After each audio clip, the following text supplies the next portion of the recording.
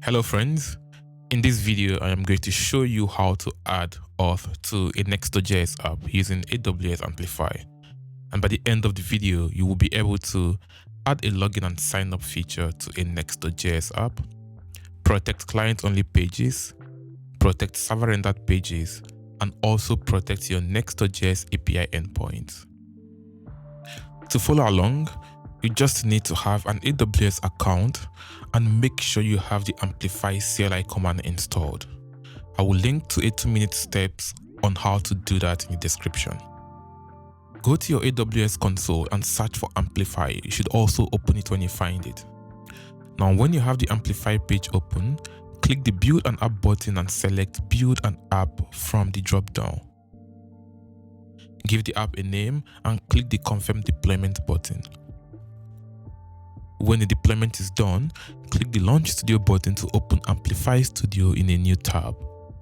From Amplify Studio, you can model a database, add content to the database, configure authentication and authorization, which we will do in this video, and also import UI components from Figma, so you don't have to write the components from scratch. But just like I said, for this video, we are focusing on setting up authentication, so click authentication from the sidebar. The default settings are fine, but I'm just going to quickly make the password less strict since we're just testing. Now all you need to do is wait until you get a confirmation message that the deployment is done. Now that you have a backend set up, let's do some work on the client side. But first of all, let's create a Next.js project and call the project Amplify Next Auth. While we are still here, let's install the Amplify npm dependencies that we are going to use in this project. The AWS Amplify dependency is the main Amplify SDK, while the AWS Amplify UI React dependency is the SDK for UI components, which we're going to use for Auth. Now that you have a backend as well as a client, we need to get them to talk to each other somehow. Amplify makes this very easy, and all you need to do is run an Amplify pull command. To run this command, you need to have the Amplify CLI installed.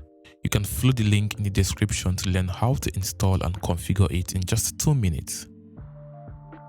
And when you have the CLI installed, head to the Studio dashboard and click the deployment link. Then copy the pull command and run it in your terminal.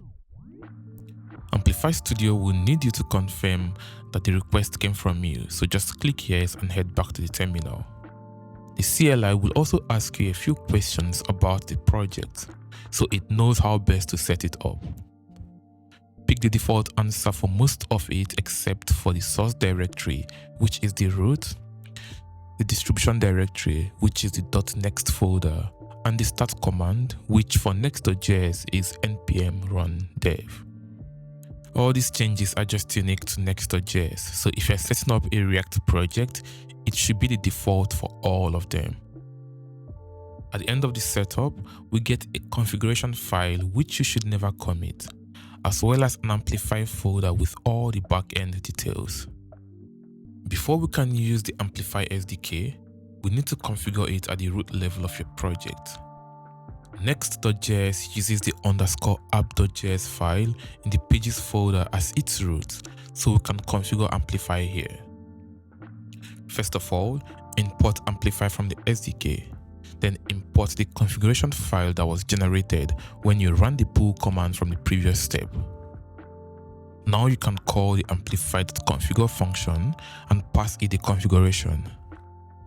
And since we want to be able to have access to the user information from server rendered pages and APIs, we also need to set SSR to true.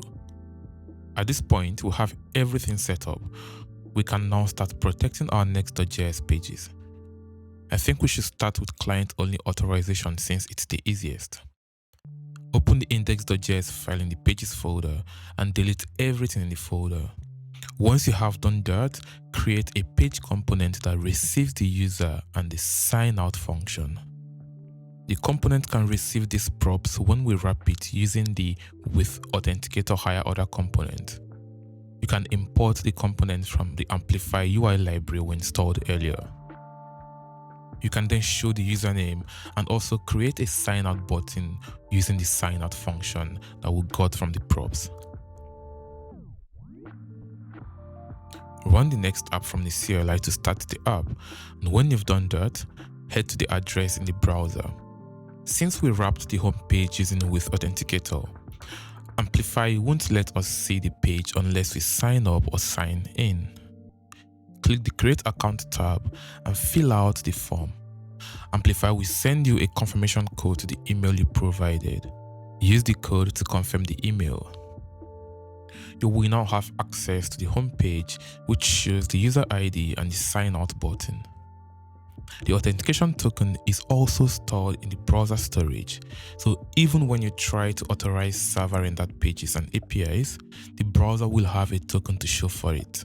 Speaking of server-rendered pages, let's take a look at how we can protect them using the token and session data we already have. Create a protected.js file in the pages folder. Add a component in the file that receives authenticated and username as props. We can use the authenticated prop to render conditionally depending on whether the user is authenticated or not. The next question now is, how does the component receive these props? We can pass the props using the getServerSideProps function. The function grabs auth from with SSR context, which we can import from the Amplify library. The function we need to call from auth can throw an error, so we need to handle that using a try-catch block. So if an error occurs, we just return the props for the component and set authenticated to false. But the actual line that might throw an error is calling the auth.currentAuthenticated_user. If it does not throw an error, it means that a user is authenticated, so we can grab the username and return it as prop as well as set authenticated to true. And we can test this by opening the protected page in the browser, which should show the username. And to test that the error is handled properly, you can log out from the home page and then visit the protected page again. Finally, you can also protect Next.js APIs using the user data stored in the browser. Let's create an API to protect. Start with adding a user file in the pages/API folder. Add the API function and grab auth from with SSR context like we did in the server-rendered pages. We need to import it as usual, and while we are doing so, we need to also configure Amplify. APIs, unlike pages, don't have access to what is in the app.js file, so we don't have access to the previous configuration from here. Next, create a try-catch block and handle errors if the user is not authenticated by sending a 401 status code and a response with an empty user. When you have that covered, you can grab the authenticated user and send it as the response. Open the browser and go to API/user, and you should see a raw JSON with the user ID. You can also test the error too by signing out and coming back to the API page. At this point, you should have a Next.js app with authentication. Feel free to add more to it or use it as a starting point for other projects. Thank you so much for watching this video, and I hope to see you in the next one.